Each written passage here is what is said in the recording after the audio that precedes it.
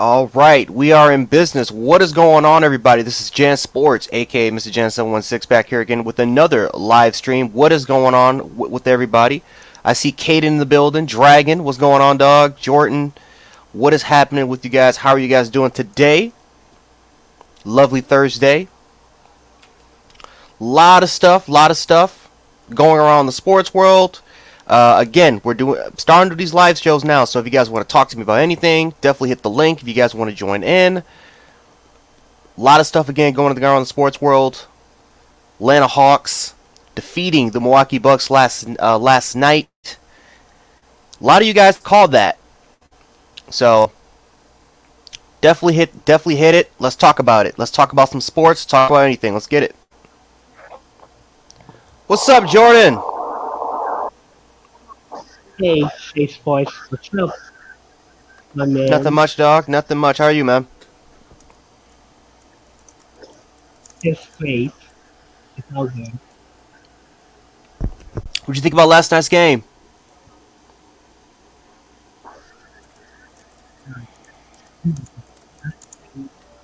The same everything. Mainly, play with 10 and nothing and flying for AU. Well, hold up, Jordan. Can you turn your volume up a little bit? Can you turn your volume up a little bit? You sound low. Yeah, you hear me now? You still sound a little low. Oh, okay.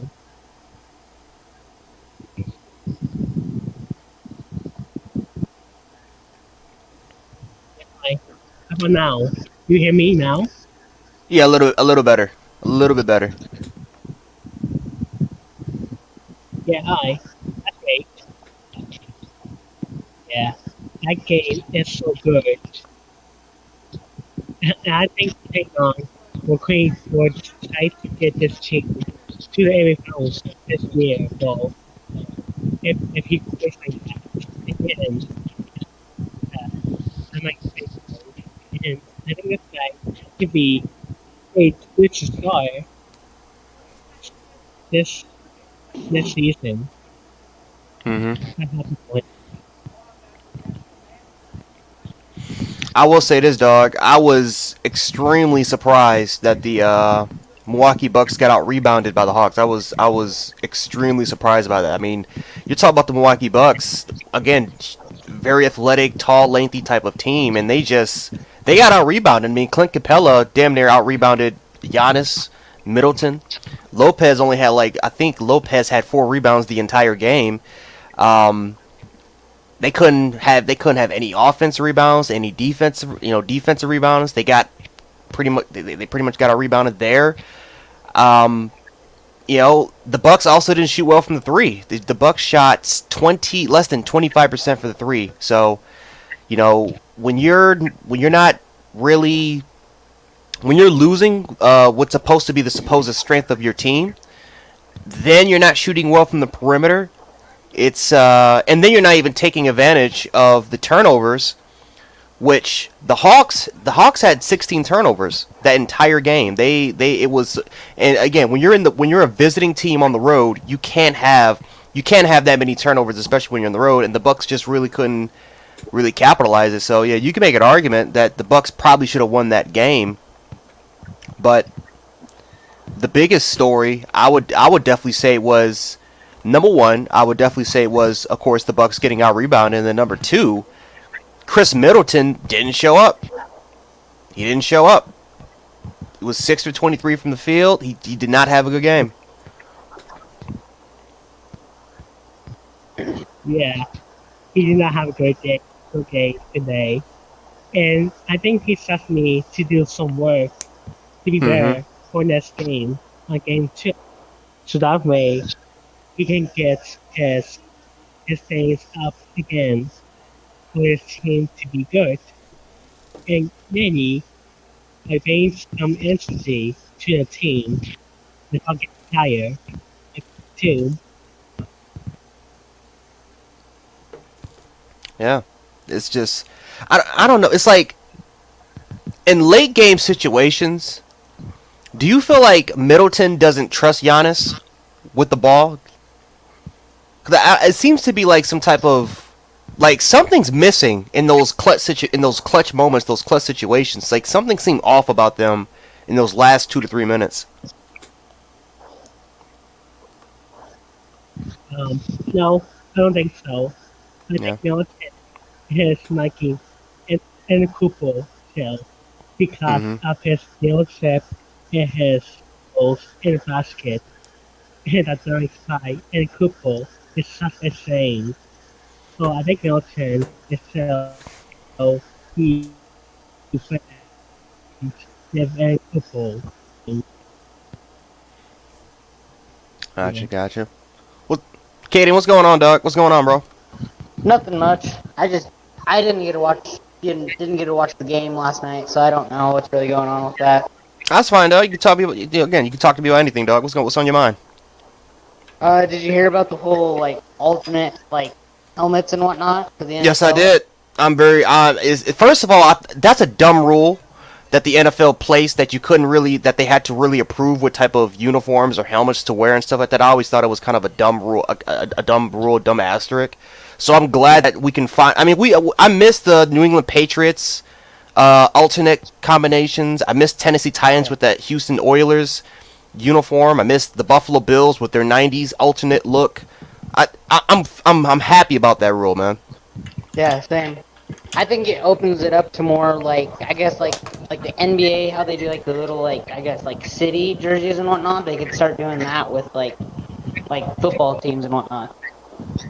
Yeah, man. It's like you look at college football, and it's ever since really the Oregon Ducks really started to do it, and Nike started to really have these huge sponsorships, huge deals, and these huge alternate uniform combinations. The NFL just I don't know why the NFL is way behind that. I think it would be really really cool to have these different type of variants, different type of alternate uniform combinations besides Color Rush. So I'm glad. So yeah, I think the first year will be old school 90s, 80s, 70s looks, and then eventually, maybe, hopefully, we can move on and we can have these more futuristic alternate uniform type of looks, man, instead of just your classic default home and away jerseys. Oh yeah.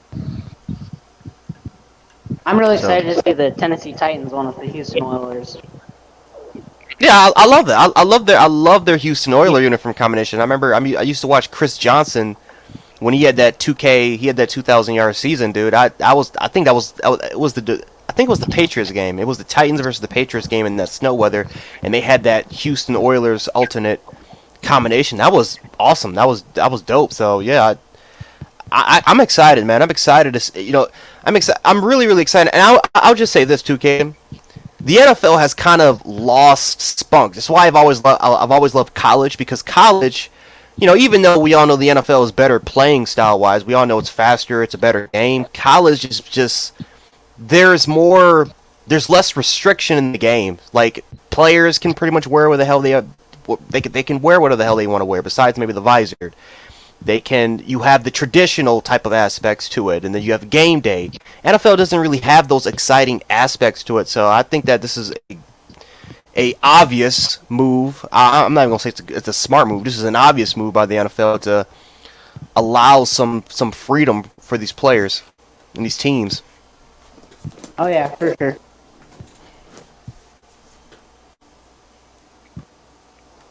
Yeah, I agree with you guys. Mm-hmm. Absolutely excited about that. What else is going around in the NFL? What's going on over there? Because I heard there was some other type of stuff going on. I don't really know right now. I haven't seen anything else. Okay, just the alternate uniforms. What about college? Anything going on in college? Nothing that I saw other than like just college football, like playoff wise. Yeah, I've seen some people talking about that. Yeah, it's just predictions. I've seen some like recruiting. I know Alabama got like a 3-star tight end. Some other rumors going on with JT Tuimoloau going to Ohio State, which at this point, it's kind of like it is what it is. I think that he's just probably just enjoying the process. Some other dark horse predictions going on right now. Someone people are just their category. Their category. I can't even say the damn word, but yeah, they're putting Oklahoma in the dark horse conversation, which I don't even believe that Oklahoma's not a dark horse. They're a contender. They're not a dark horse. I don't know why people want to put them in that conversation in the first place, but they're in there. Coastal Carolina is a 16-1 underdog. LSU's a 25-1. Miami actually has besides Oklahoma, has the highest bid of being a dark horse, which I don't believe. They're 7-1. I don't get that. Yeah. Yeah. I've only seen, I saw I don't remember who it was, but there was this guy, I saw a video and he was talking about like Oklahoma possibly going to the national championship this year. So, just talk about how stacked their team is. It's possible. I made a video not that long ago. And this is not, saying that they're the best team in college football, but this is more like, what they had last year and what's coming back this year. I mean, that's all we can go on when we're making predictions. I thought that going into this year, at least in the beginning, they might have the most complete roster. But what a lot of you guys were telling me yesterday, and even what I got from the comments, is that the competition they played against is weak. They don't have strong competition. They don't really. They don't have strong competition. They have not proven it in the playoffs, and we need to see more from it. Even though Alabama's lost a lot, they've shown the ability to reload. Clemson is, we got to put Clemson in that conversation as potentially being the national championship favorite, which I'm actually shocked they're not the national championship favorite. We got to throw some other teams in there. Like, we got to throw Georgia in that conversation. We got to throw an Ohio State in that conversation. And even, I don't know, it's like Iowa State has the exact same amount of players Oklahoma has, and Iowa State beat them last year in the regular season, so. Yeah.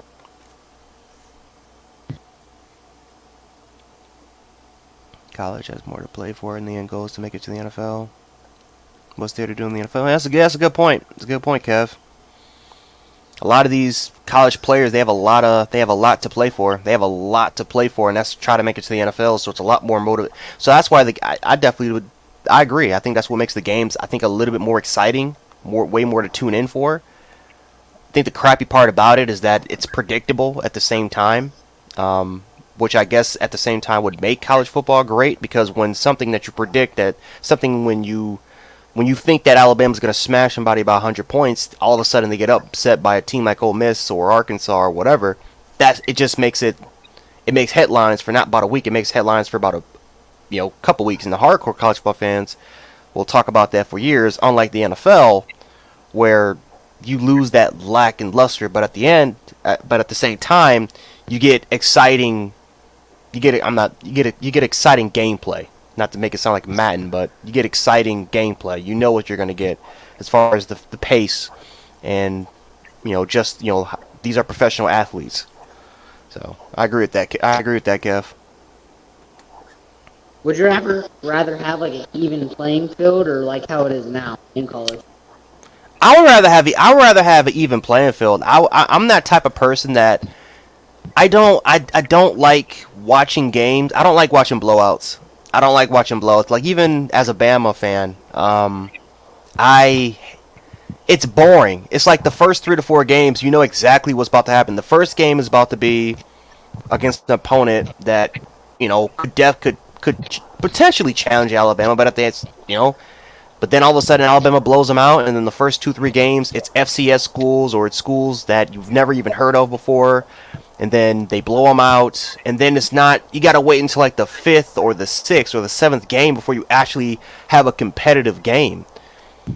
Like, Alabama averages like 3 or 4 competitive games out of the 12-13 games they play in the regular season. That's not right. And for like a lot of these teams too, Clemson has one challenger a year. Like, they have that one game where they kind of slack off. And then the rest of it, they just dominate. So I would rather have just I would just give me a playing field. Like give me a week to wait a week to week basis where these top teams are going against other top competition, and let's get it going, man. Instead of just the same blowouts, then we have to wait until week 9 until we actually get the game that we want to have. Oh yeah. I don't know if you talked about this yesterday, but how do you feel about like if they did a 12-team college football playoff? I don't like it. I would rather have an 8-game college football playoff. I think that's the sweet spot. I would have. I think 12 games. I think that's going to cause problems in the future. I think that it honestly will make regular season games a little bit more meaningless because you don't even have to go to a conference championship. You don't even have to go to the conference championship to play. Like you can be like the end goal at the end of the day is to get into the college football playoffs. Now again, if you win your conference, you'll have the bye. You'll have that bye, and that's cool and all. However, it's like at the same time, if the other team doesn't make it to a conference championship, they also kind of have a bye because they don't have to play that conference championship game. They don't have to play it. They can just chillax, relax. They can continue to just rest up, heal injuries, watch, have more film, watch out for the weaknesses. So, and then after that, you have to wait all the way until like that late December period until that's when you'll play a game. So, I just think that it's going to make the regular season games a little more meaningless. I think less teams will be less competitive, especially when it comes to trying to go to that conference championship game. I think it kind of loses the motivation to go to have a perfect season. I think that you can afford a 1 or 2 loss season now. I don't like that personally. Now again, I do agree with the expansion. I completely agree with the expansion. A 14 playoff wasn't going to work. We tried it. It was really an experiment. They tried it. It failed. We were supposed to get non-group of 5 power teams like Boise State, like UCF. We were supposed to get those teams were supposed to have a chance. That's why we made the playoff.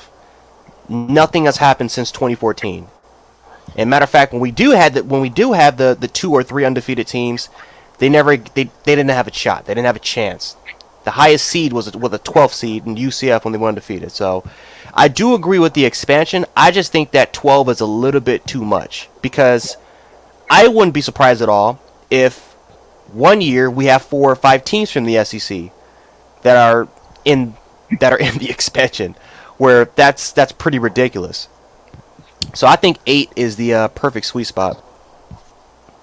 What I think they should do is they should take like every conference champion, Mm-hmm. and then I guess figure out like because teams like Notre Dame and whatnot, they won't have the conference and whatnot to play in. Mm-hmm. So let's say if they're ranked higher than I don't know some like SEC team. I don't know. I'm just throwing it out there. If they're ranked higher than this other team, they get more of a shot to play a game than that SEC team that got in second. If that makes sense. Yeah, it makes. Yeah, I see what you're trying to say. You know what? It's funny that you said something about Notre Dame because Notre Dame is looking to join the ACC in 2023. I think I find that funny that by the time 2023 even rolls around, that's when we'll have the 12 playoff expansion, and Notre Dame's biggest fear of we're not going to make the playoffs despite our record because we're not in a conference. Notre Dame, if they go undefeated or matter of fact, even if they have a loss on their record, they're probably going to get in without even have to join a conference. So I find that kind of comical. But I do agree. I definitely think that conference champions need to be rewarded. No, it doesn't matter if you are a group of 5 or if you're a non-group of 5. You're playing the sport. And if you work hard all year and your end game is to go to a conference title and to win the conference title, and then you're playing in the Alamo Bowl, it's like that all that hard work, it's not really going to pay off for it. It's only going to end up for you playing in a bowl game that's meaningless. Oh yeah.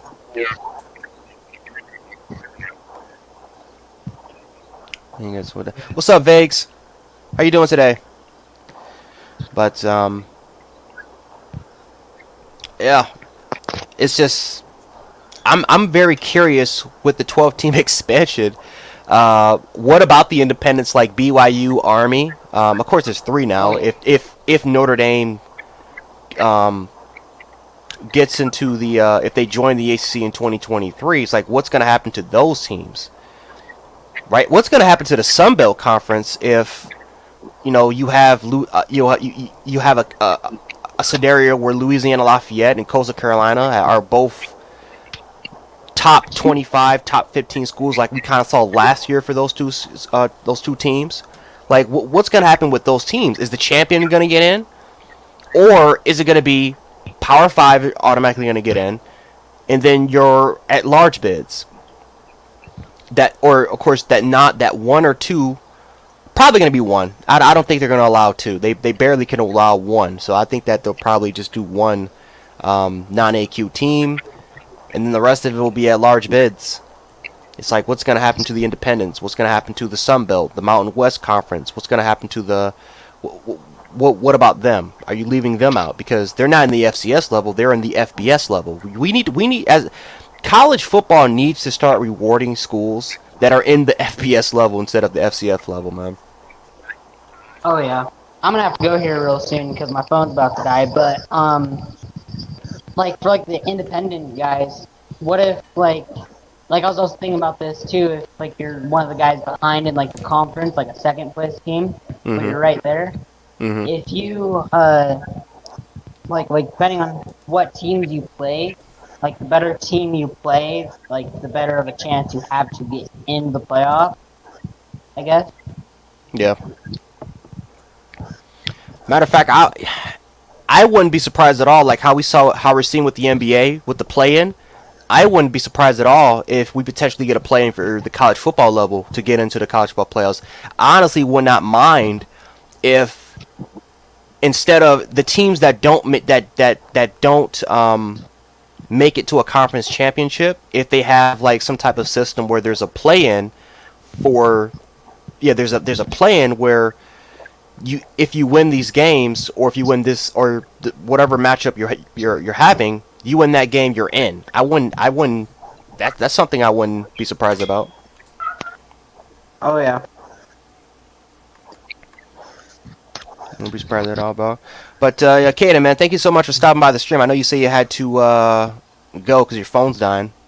Yeah. Yeah. Well, it's at like 2%. Yeah. Okay, But, thank you, man. All right, dog. Have a good day, man. You too. All right. Peace.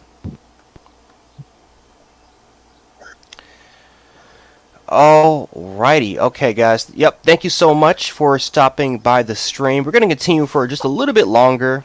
And then I'm going to have to go eat for just a little bit. But yeah, thanks, Kevin, Vagues. Yeah, that's actually a funny name. I'm not even going to say it because I already know YouTube might block me. But thank you so much for the comment of the stream. But Jordan, dog, anything else you want to talk about?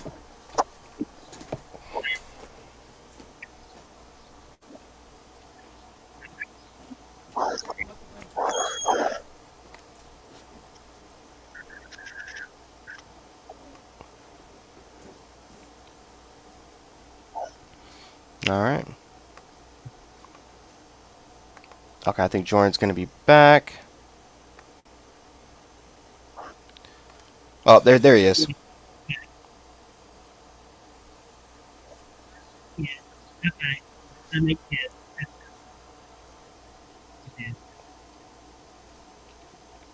You're blurring out a little bit, Jordan.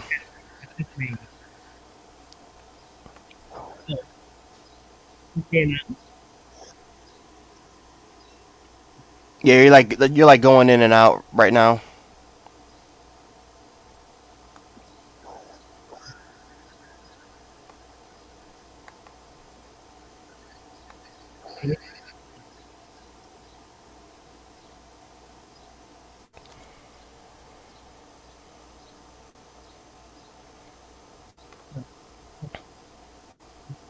That's great.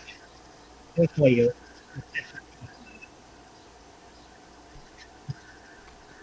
Okay. I know it's part of my end too. It's not just your end. It's mine a little bit too with my connection here. So I'll try to get that straightened out if I can. Yeah.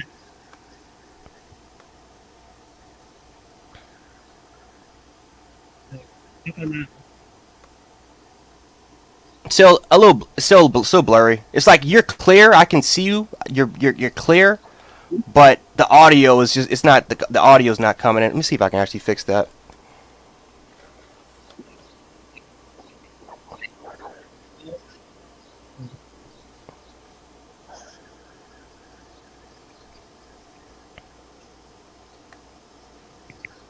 Let me do that. Jordan, just let you go and see if I can try to fix something about it. Yeah. Thank you for inviting me. I see you there. Bye.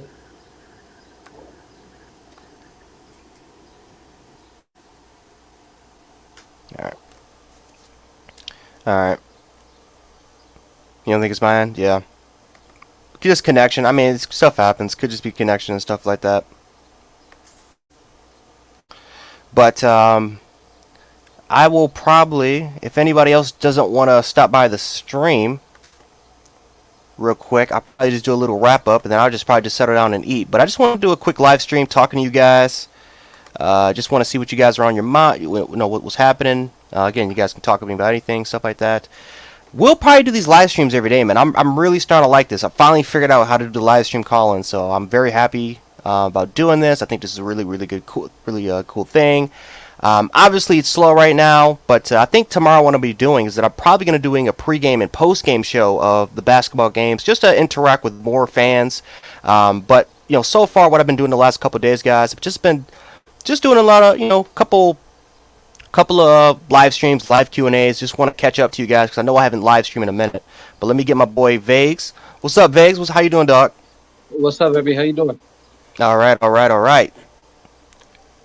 got a couple questions to ask you. What you got?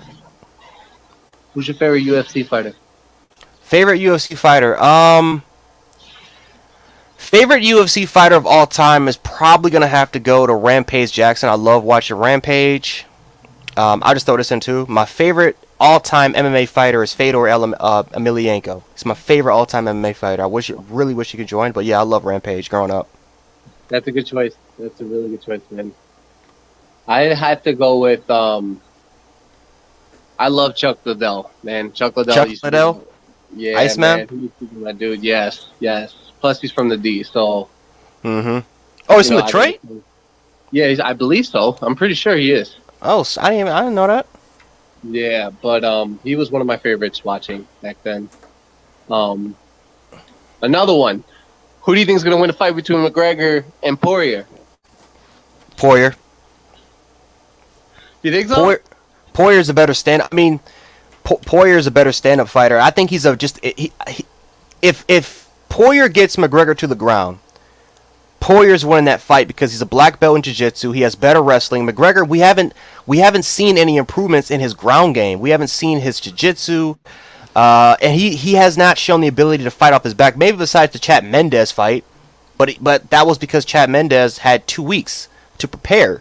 And remember, Chad Mendes was destroying McGregor in that fight. So, with this particular fight, McGregor is a southpaw. Last time, Poirier destroyed him with the leg kicks, and McGregor couldn't make any adjustments. And by the time he tried to make adjustments, it was already too late.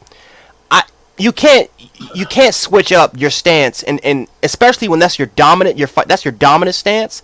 You can't really dominate an opponent like that, or beat an opponent like that in 7-8 months. It's impossible. It's almost impossible to do that. It takes years to try to get that through your head of switching to your stance and not fighting off of the dominant stance, which has made you a world champion for over a decade, whatever organization he's been in. So I think that Poirier will win this fight. I think he'll make the proper adjustments. McGregor's not going to get in Poirier's head because, again, Dustin, he's a much more mature fighter. I got Poirier winning this fight by TKO 4th round. Ooh, TKO too, huh? I got him TKO. I don't know, because I know McGregor, he's a hard trainer, man. He's a really hard trainer. He knows what he's up against now, so I feel like he is. And you're right about, Poirier having the years of his certain style of fighting. But McGregor's one of the smartest fighters ever, man. I know he's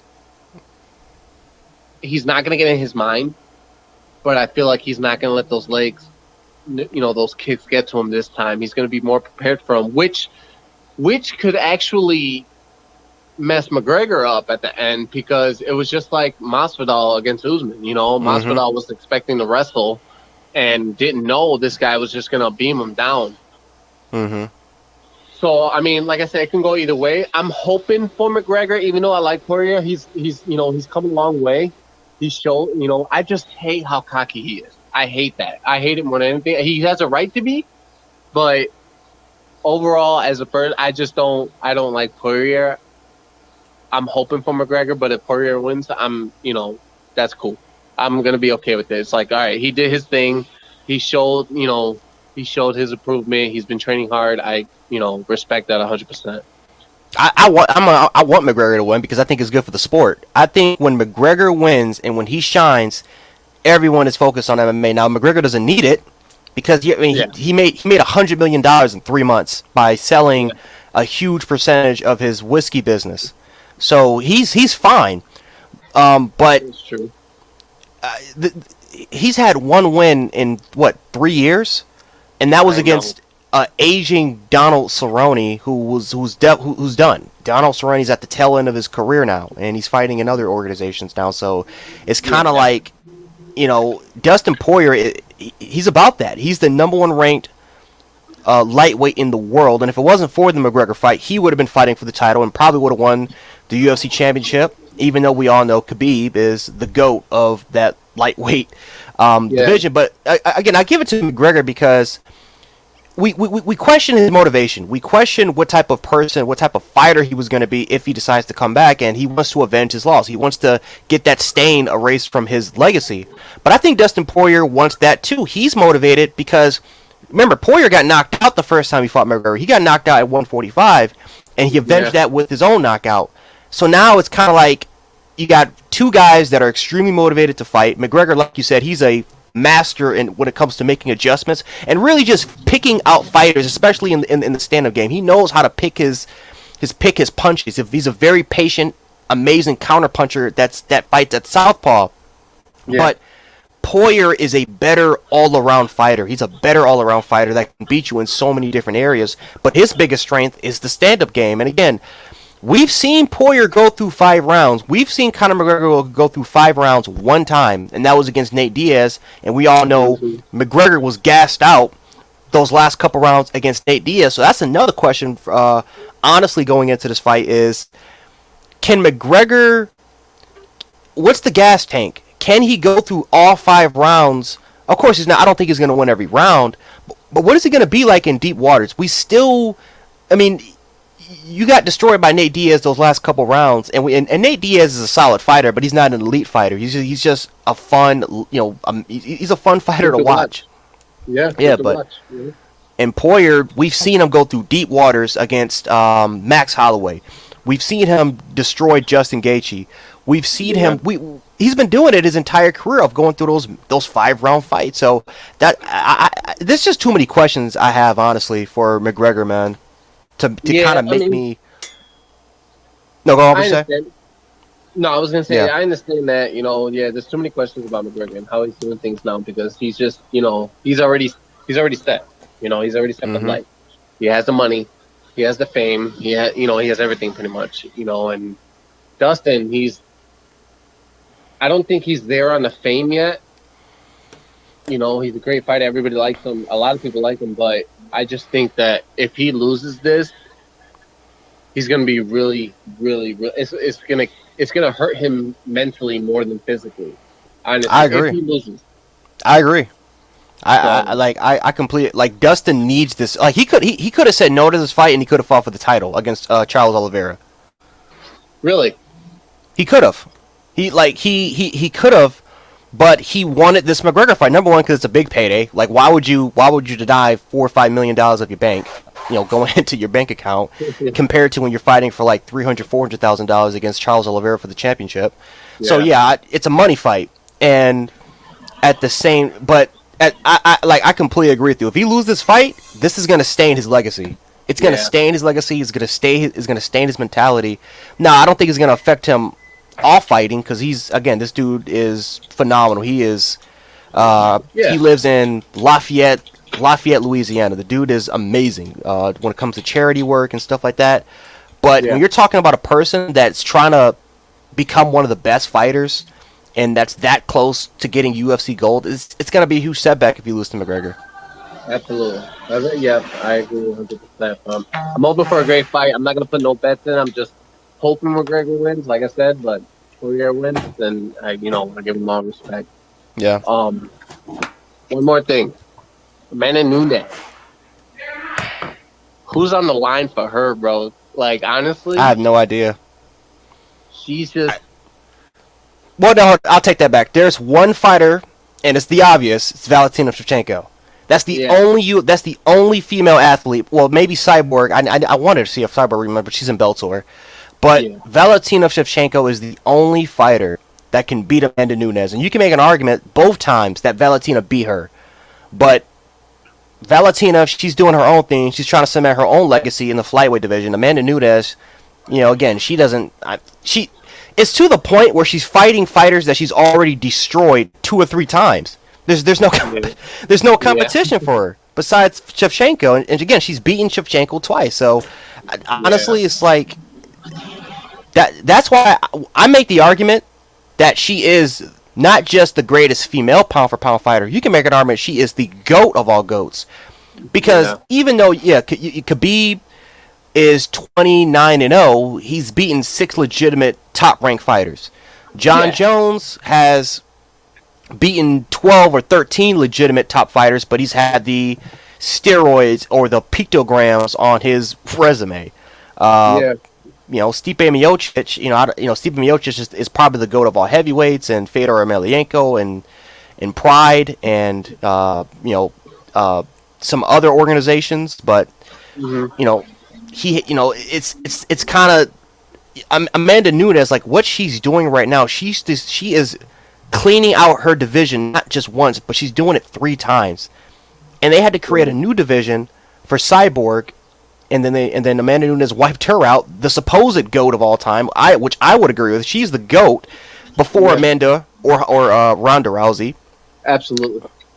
It's just I don't know, man. It's like it's like the UFC honestly might release Amanda because of how dominant she is. Kind of like how they did Demetrius. Like as soon as Demetrius Johnson lost to Cejudo, they released him. They traded him off for what's his face for Ben Askren, because Demetrius was just boring and he didn't bring in pay-per-view revenue. But that's because he was just so damn dominant as a fighter. They might honestly do the same thing with Amanda Nunes.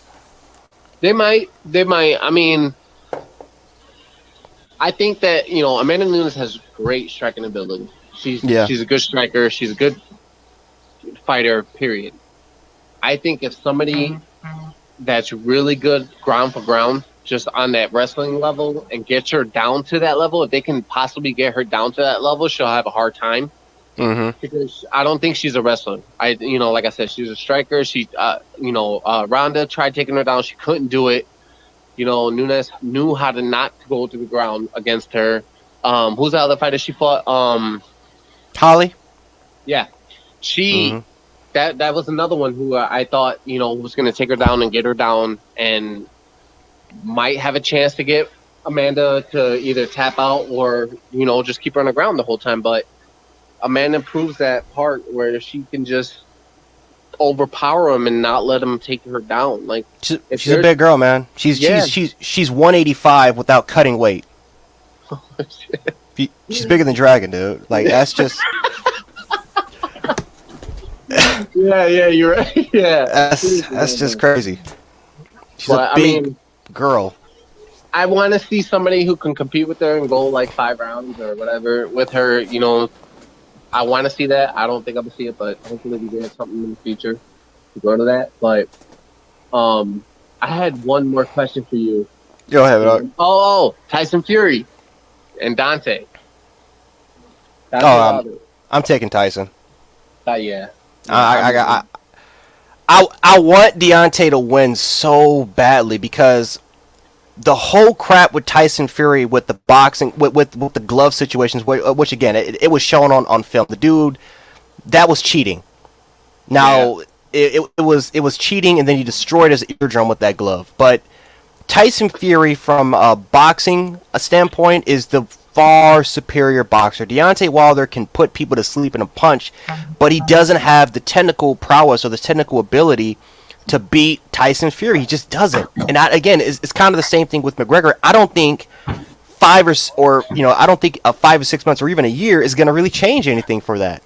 I think Tyson Fury is a developed animal. The only person that I think can beat Tyson, or the only top ranked fighter that I think has a huge chance for him, is like the Kong dude that Deontay Wilder beat twice. He's a really good boxer. I think Anthony Joshua has a great chance. Andy Ruiz, Ruiz is too small, so I don't. He's too small. I think Joshua has a great chance because of his power, his natural ability. He's still growing and developing, but I love his technical prowess. I love his technical ability. I love how he's improved his stance and just his boxing skills as a whole. I think that's the fight that we want to see. But we gotta watch Wilder Fury. But I hope it's a great fight. I hope it's like the first one. But I don't know. I don't see that. I just don't see that much change. No, I don't think so either, man. I think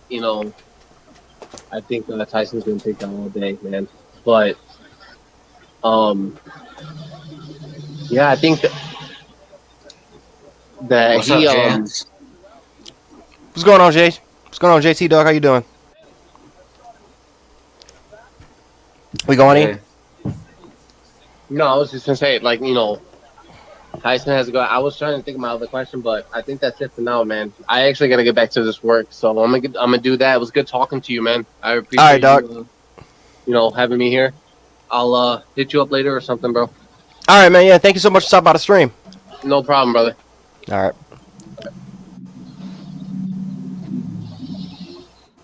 All right, JT, dog. What you want to talk about? I know we got to get to some of these games, dog. What's been happening? What's going on? Let's talk about the Hawks and Bucks last night. Oh boy, you all right? You all right? You all right, man? Everything you said happened.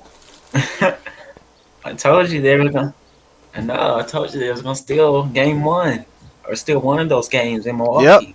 They stole the first game, and the crazy part is every playoff series that they've done it in, of course, it's gone to 7 games, but they've stolen game one. It's always game one. And I talked about how the Bucks were gonna, if they were gonna beat Atlanta, it was gonna be because of their size, how they're gonna get out rebounded. They got destroyed on the boards by the Atlanta. Clint Capella with the 19 rebounds was it shocked the hell out of me. Brook Lopez only had 4 rebounds. Giannis had 12, but that wasn't like and 5 of it came. Well, go ahead. And John Collins, he had 15. Yeah, 15, 23-15. 23 and 15. Exactly. Yep. And it's like Milwaukee, they're not a good perimeter 3-point shooting team. We get that. They shot a crap 23% from the 3-point line, which is again, it's Milwaukee. I don't know why. They're a good regular season 3-point shooting team. In the playoffs, they're shooting less than 30%. But they make that up with their offensive rebounding, with their physicality, with their size, their athleticism, and of course, the most important part, grabbing the boards. When you're getting out rebounded, then you're shooting less than 23%. And then you can't even capitalize on Atlanta's 16 turnovers on the road? Oh, man. Atlanta, again, this wasn't Atlanta's best game. However, they played like a unit. They played better. Trae Young, what did he have? Like 40 or something like that? 48. Yeah, almost 50. Almost Trae 50. Young, I think he had more points. Yeah, he had more points than Giannis, I believe. The Bucks, because the Bucks had the lead throughout the game, but the Hawks just wouldn't go away. Yeah, Giannis had 30 points. He had those 30 points, and a lot of those points came in the fourth quarter, which I gave him credit for. Middleton did not have. Middleton was awful. He was awful in that game. And this is one of the things that I talked about yesterday, man. Is that Giannis needs another player to play with. He needs that sidekick that he can rely on. And Drew Holiday did his job. He had 33 points. He did his job. He shot amazingly well from the 3-point line. Chris Middleton couldn't do anything. He couldn't really do anything. He shot poorly from the 3-point line. He couldn't really distribute that well. He didn't really distribute that well. He really didn't facilitate that well. He didn't rebound. He didn't play that good defensively, especially on John Collins. He just had a horrible game, and that was another huge reason why they lost.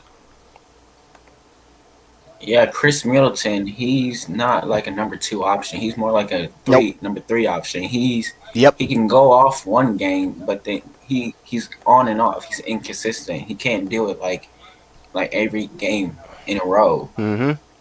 That's what Giannis needs, like a Kobe with him. Yep.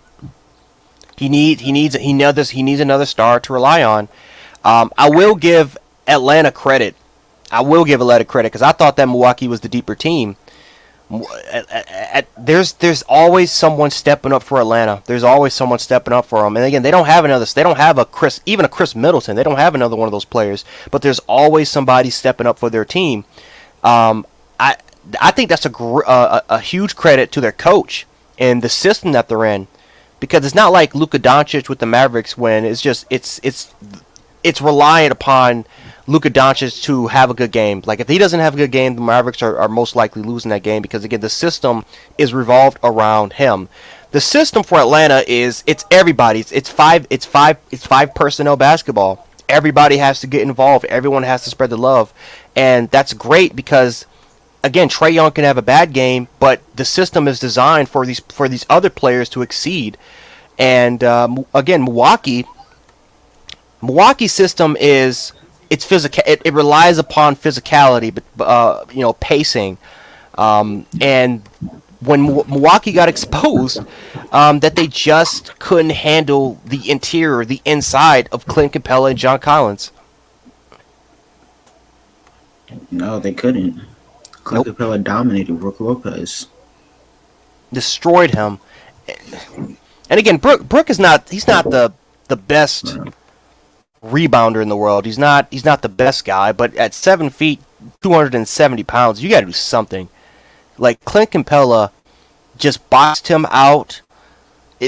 John Collins did it what the hell he wanted to do on the inside. It was shocking. That honestly shocked me more than Atlanta winning that game. It was just how easily Atlanta did what they wanted to do. And again, game 2, I expect Chris Middleton to have a good game. I expect Milwaukee to win that game. In game 2, because again, that's Chris Middleton's entire career. I expect Milwaukee to rebound better in the paint, but this is what Atlanta wants. Yeah. Like you can beat Atlanta. You can do it. It's not like Atlanta's unbeatable, but this is what they want. They want to drag you into deep waters. They want you in game 6 or game 7, because that's when your back is against the wall, kind of like how the Brooklyn Nets were when they faced Milwaukee. This is what Atlanta thrives off of, that pressure, man. I don't know if Milwaukee can honestly handle that, especially game 7 when you're back in Milwaukee. I don't know. I think the Hawks will win the next game because they're going to build off of this and they're going to be confident. Like they have confidence and they're playing with swag. I think they're going to build off of this, and I think the Hawks are going to take the next game. If they do that, I'm not gonna say this series is over, but if they do that, that's a blow. That's a big blow, because Atlanta is one of the best teams in the NBA and playing at home. They're one of the best teams in the NBA and playing at home, and that is a horrible advantage if Milwaukee loses game 2 and you have to go on the road to Atlanta, a place where Atlanta thrives on. And it's actually one of the best places that Clint Capella and Hubert. It's one of the best places. Those guys thrive at playing at home. Those guys are not the greatest at playing on the road, but those guys thrive at home. So that's a killer. That's a killer blow if that happens. Yeah, it will be. Hold on, James. I'll be right back. All right, man.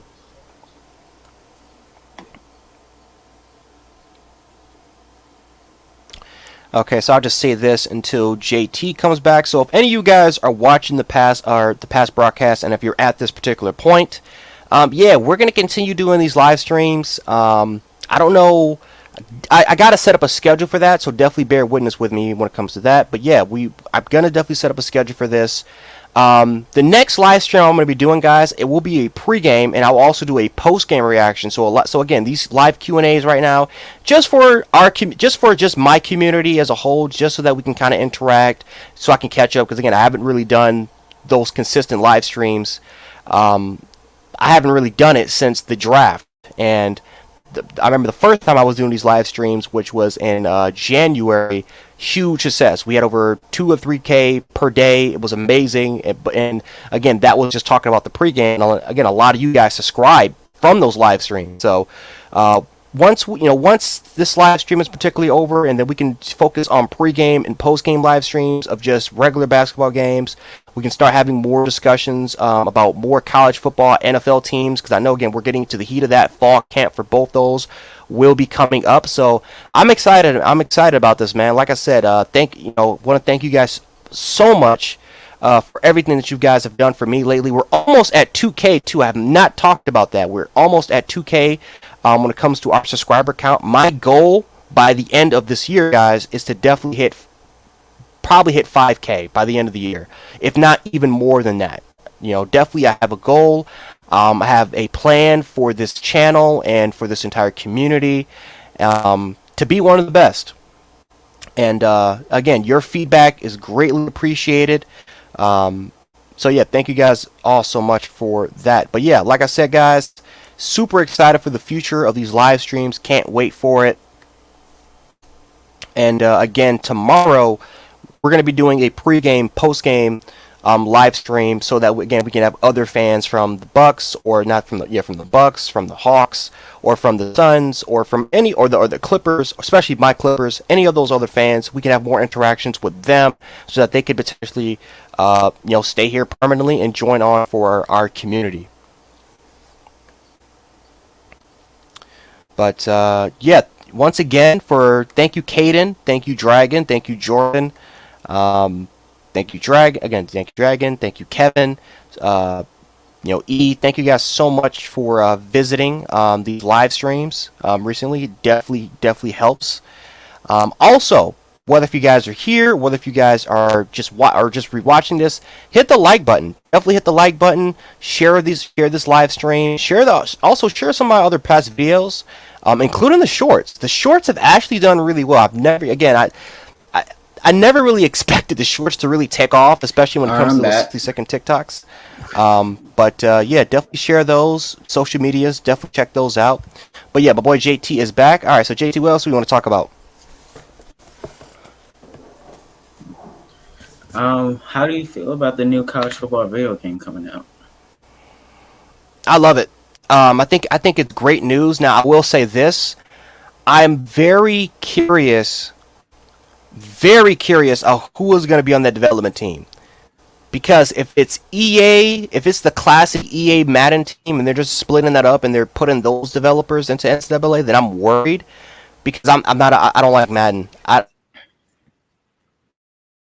don't like how EA treats their community. I understand franchise mode got a big upgrade for the first time since Madden 25, but it's like a lot of those old developers that made the game what we love in the NCAA, they're gone. They're elsewhere. They're working on other games. So if they can bring those guys back, they can bring some of those guys back just to work on the game, just to kind of bring that spirit, that touch of what we truly love, then I'll be extremely happy about that. But yeah, when I first heard about it, I was excited about it, but I do have a big concern about who is part of that development staff.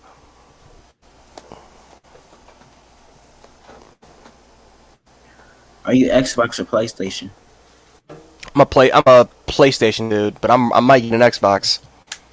Might get an Xbox because I'm struggling to get a PS5. Might have to get an Xbox. Okay. But yeah, I'm excited for it too. I just hope that it's just not a clone of Madden. Yep. I agree. I just hope that it's just I not hope it's not. just with college fight songs and everything Mm-hmm. and all that like that. Because NCAA had a lot of like it was similar, but it was different at the same time. Like you had different gameplay mechanics. You just had different overall mechanics that made NCAA special. You had the home crowd advantage, which Matt never even have, which NCAA came up with their own idea and it was applied. I remember it's amazing because that it works.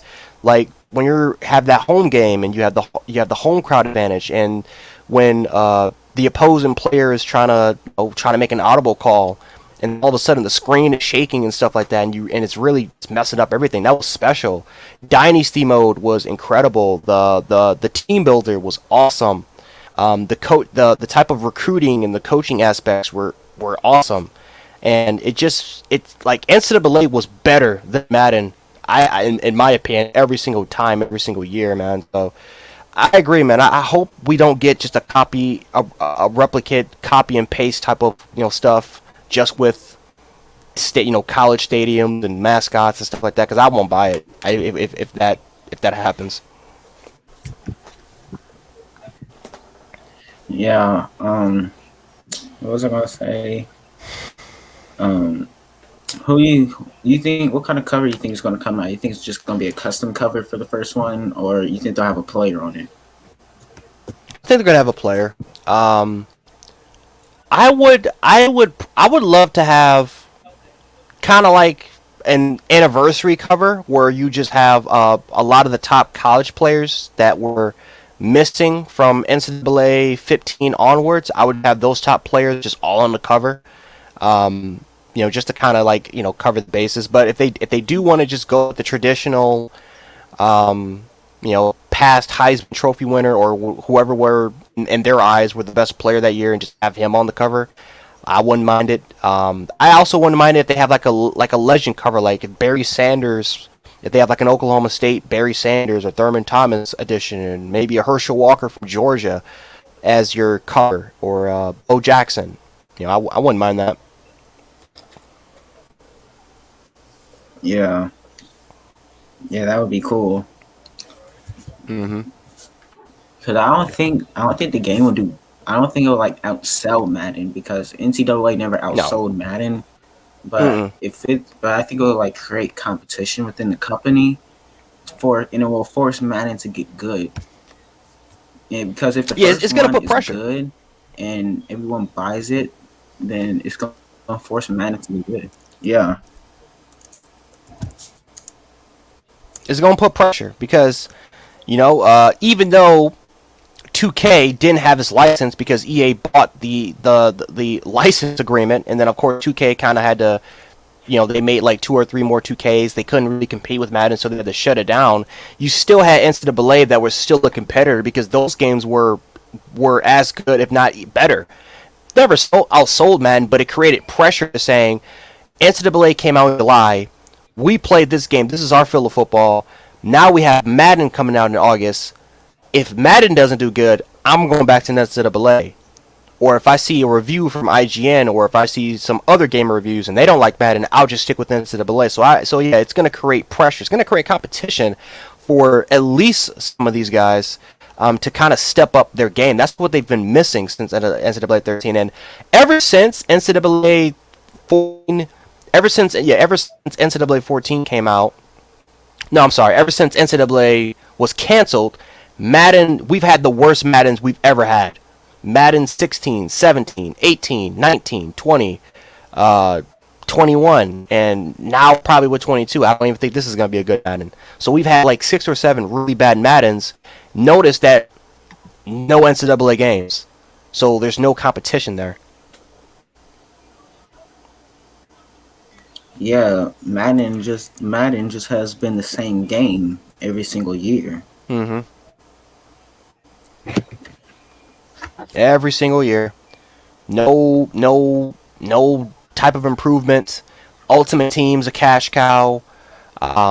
It's a mess. And I'll give them credit for stepping up franchise. No, what was you about to say? Yeah, because franchise. Because I play franchise the most. Because the career mode or whatever it is, like the face of the franchise is boring. Yeah. I, I don't play Ultimate Team, but what games you play? For the most part, just I play Destiny. More of a Destiny type of player. Play some Warzone here and there. Some Apex. I do go back because I do get my 360 setup. So sometimes I will act back and I'll play NCAA 14. I'll play NFL 2K5. Or some All Pro, some Backbreaker. Just classic 360 PS3 games. Some sports games, NBA Street, NFL Street. Just to get like my itch, just to get that itch off me, because there are times where I want to play a professional football game, I want to play Madden, but I don't want to support that company. I hate the way that they treat their consumers. So if I want to play like a football game, I'll just go back, install my go install my Xbox 360, and I'll just play some old NCAA games or some All Pro games.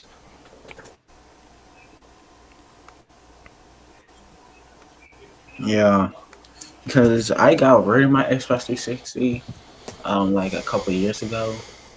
I had NCAA 13, but I didn't have 14. Do you play the college football revamped? Yeah. Yep. I haven't been playing them recently, but yeah. Yep. I have a. Tried to download it, but it wouldn't work for me. Oh. No, mine's has always. Mine's has always been there, man. I am a huge NCAA fan. I'm a huge NCAA fan. I love college football. I have NCAA 01 all the way through 14. I actually want to try. I actually went to eBay not like the other day, and I actually tried to look at some of the older EA games just to add it to a collection, just to add it there, man. I love NCAA college football games. Yeah, me too.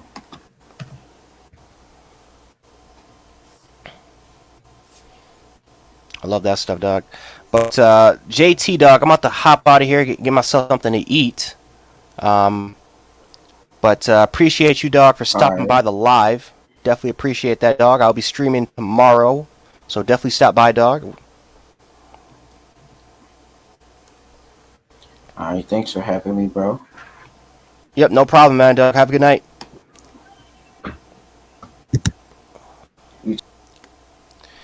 All right, guys. Thank you so much for stopping by the live stream. Appreciate anybody that stopped by. Thank you, C-Ray. Thank you, Vagues. Thank you, Kevin. Thank you, Dragon. Thank you, Caden. Thank you, Jordan. JT. Thank you guys so much for stopping by the live stream. Again, we will be live streaming tomorrow. We'll be doing a pregame and a postgame, talking about some of the other future Western Conference or Eastern Conference final games. So Suns Clippers will be tomorrow. I'll also talk about the Hawks and the Bucks the following. So thank you guys so much for stopping by the live stream. Again, definitely, check me out on social media. Follow me on social media on Twitter, Instagram, just so that you guys can, get some updates about when I'll be posting content. Also, if you guys are subscribed to this channel, which you guys should be, definitely look at the community tabs. I'll also be posting on the community tabs about what times I will be streaming to. So yeah, thank you guys so much for stopping by the stream, and I will catch you guys in a bit. So yeah, Gent Sports, aka Gent716, and I will check you guys in a little bit. Peace.